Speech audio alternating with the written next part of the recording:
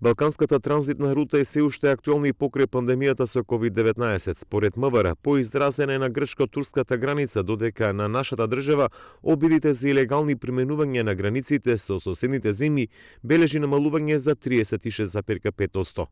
Според статистиката што ја води МВР до крајот на ноември, спречени се околу 18.000 обиди за илегално применување на границата, или речиси 10.000 побиди помалку во споредба со истиот период од 2020-та. Речиси 90% од нив се откриени на јужната граница.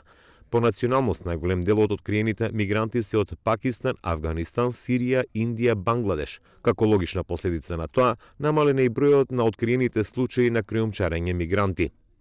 Поднесени се вкупно 36 кривични пријави за сторени 38 кривични дела криумчарење мигранти против 57 сторители и 2 дела организирање на група и поттикнување на извршување на делата трговија со луѓе и криумчарење мигранти против 12 сторители. Стои во соопштението од МВР. И во текот на минатата година во контролата против илегалните преминувања и криумчарење мигранти, освен македонската полиција, учествува и полициски службеници од странство.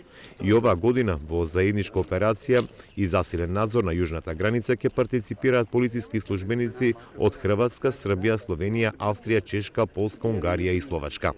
Тие, заедно со припадници на граничната полиција во заеднички мешани патроли, континуирано вршат засилен надзор на јужниот дел од државната граница, чија цел токму спречување на обидите за илегален влез на мигранти од Република Грција, како и откривање на случаи на криумчарење мигранти, соопштуваат од МВР.